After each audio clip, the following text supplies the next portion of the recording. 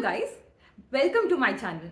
My name is नितीशा और मेरे इस चैनल का ऑब्जेक्टिव है क्रिप्टो करेंसीज को सिंप्लीफाई करना।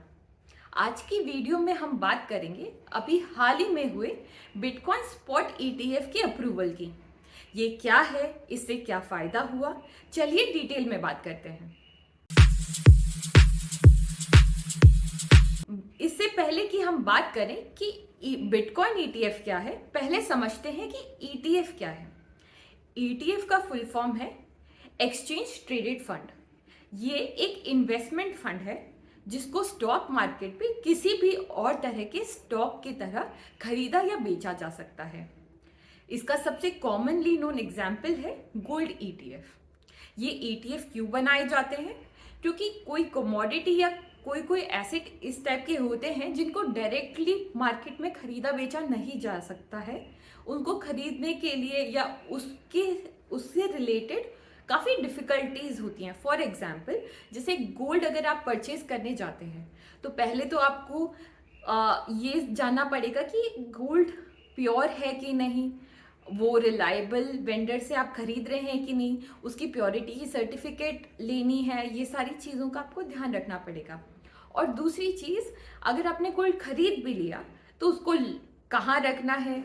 घर पे रखेंगे तो सेफ्टी का ध्यान रखना है, बैंक में रखेंगे तो उसके लिए लॉकर लेना है, उसका लॉकर का एनुअल रेंट देना है। तो इस तरह की डिफ़िकल्टीज होती हैं गोल्ड को खरीदने में, उसको एज एन इन्वेस्टमेंट खरीदने में। तो उसी को सिंप्लीफाई करने के लिए ETF बनाया जाता है। अब बिटकॉइन का ETF क्यों आया? क्योंकि बिटकॉइन सबसे पहली और सबसे ज़्यादा पॉपुलर क्रिप्टो करेंसी है। और क्रिप्टो करेंसीज ऐसी मार्केट है जो ट्रेडिशनल इन्वेस्टमेंट्स के पैरेलल में चल रही थी। तो इन दोनों के बीच के गैप को ब्रिज करने के लिए ETF लॉन्च हुआ।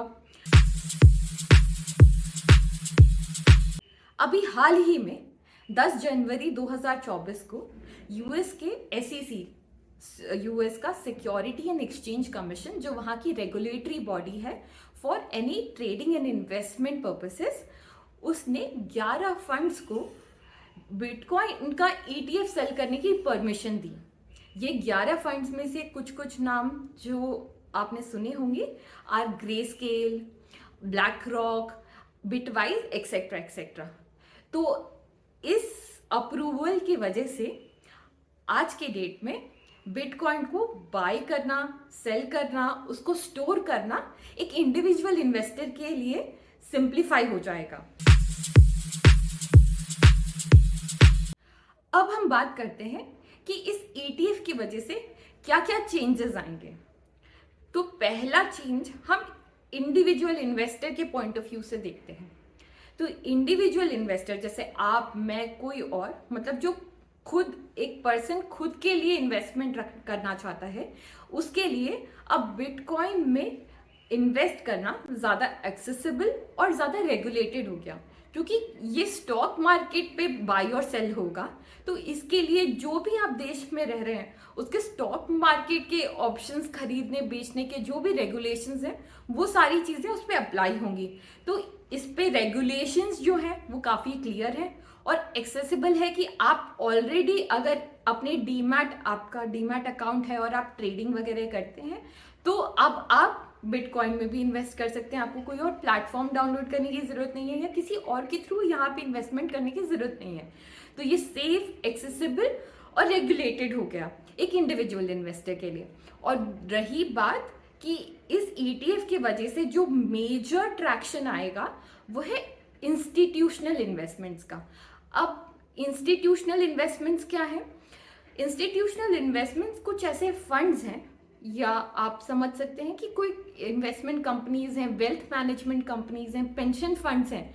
इस टाइप के बड़े बड़े फंड्स हैं जो म्यूचुअल फंड्स में भी अगर आप इन्वेस्ट करते हैं, तो ये जो फंड्स हैं, ये फंड्स अपने पोर्टफोलियो को बैलेंस आउट करते हैं, जहाँ से उनको मैक्सिमाइज्ड रिटर्न मिल सके और उनके इन्वेस्टर्स को प्रॉफिट हो सके, ताकि और उनको भी साथ साथ प्रॉफिट हो सके।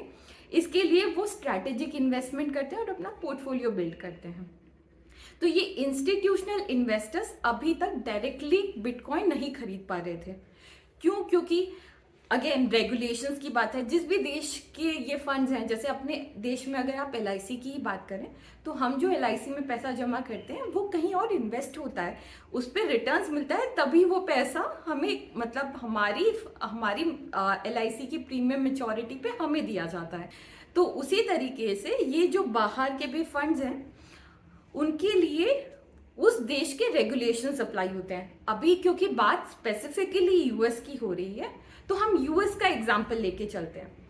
तो US में ये जो फंड्स थे वो अब तक तो बिटकॉइन में इन्वेस्ट नहीं कर पा रहे थे, बट इसके बाद और ज़्यादा ओपनली बिटकॉइन में इन्वेस्टमेंट कर पाएंगे। तो फॉर एग्जाम्पल इसका क्या इम्प्लीकेशन आएगा उसको डिटेल में समझने के लिए मैं आपको एक जस्ट छोटा सा मैथ्स बताती हूँ। तो US में आज की डेट में टोटल पेंशन फंड की टोटल जो वैल्यू है वो है 40 ट्रिलियन US डॉलर।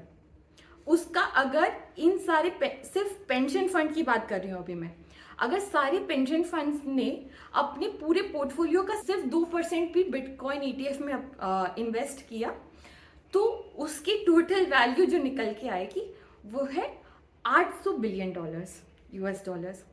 और ये इसका कंपैरिजन आज के मार्केट में अगर हम क्रिप्टो के साथ में इसका 1:1 कंपैरिजन करें तो एज ऑफ डेट सारी क्रिप्टो करेंसीज की मार्केट कैप है 0.77 US ट्रिलियन डॉलर, और जिसमें से BTC की टोटल मार्केट कैपिटलाइजेशन है 843 बिलियन डॉलर्स। तो मतलब जितना आज की डेट में बिटकॉइन का जितना साइज है, अगर US के सारे पेंशन फंड सिर्फ 2% भी बिटकॉइन में इन्वेस्टमेंट कर दें तो ये फंड की मार्केट कैपिटलाइजेशन या आज के डेट का जो प्राइस है वो यहाँ से 2x हो जाएगा डायरेक्टली। और ये तो सिर्फ एक टाइप के फंड की बात कर रही हूँ, और अगर बहुत और तरीके के फंड्स भी इसमें इन्वेस्ट करते हैं तो ऑफ कोर्स बिटकॉइन पे बाइंग आएगी, बाइंग का प्रेशर जो है वो इंक्रीज हो जाएगा। इसी का उदाहरण देते हुए मैं अभी यहाँ पे जस्ट शेयर कर रही हूँ कि गोल्ड का ETF US में आया था 2004 में। उस समय से आज के समय तक अगर आप गोल्ड के प्राइस को कंपेयर करेंगे तो वो 5 गुना हो गया है। फॉर एग्जाम्पल अगर आपने सिर्फ 100 रुपये 2004 में किसी US के किसी सिटीजन ने 100 रुपये का ETF लिया होता तो वो आज 500 का हो गया। तो ये है इम्प्लीकेशन बिटकॉइन ETF का। अब बात करते हैं कि आप और मैं इसका कैसे फायदा ले सकते हैं। तो इंडियंस के लिए आज की डेट में भी बिटकॉइन ETF बाय करना पॉसिबल है, बट ये कैसे पॉसिबल है? दिस इज पॉसिबल थ्रू कुछ एप्लीकेशंस हैं जैसे कि IND मनी, ग्रो एक्सेट्रा जो हमें US स्टॉक मार्केट में इन्वेस्ट करने के लिए अलाउ करती हैं, क्योंकि ये ETF जो अप्रूव हुआ है ये US मार्केट के लिए अप्रूव हुआ है। तो जो भी प्लेटफॉर्म्स हमें US स्टॉक मार्केट में इन्वेस्ट करने के लिए ऑप्शन देती हैं उन प्लेटफॉर्म्स या उन एप्स के थ्रू आप अपना पैसा US में राउट करके बिटकॉइन का ETF आज भी खरीद सकते हैं।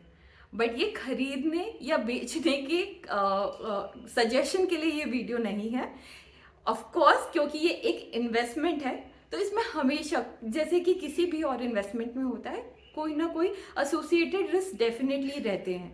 तो इसको ध्यान में रखते हुए आप अपना डिसीजन लीजिए।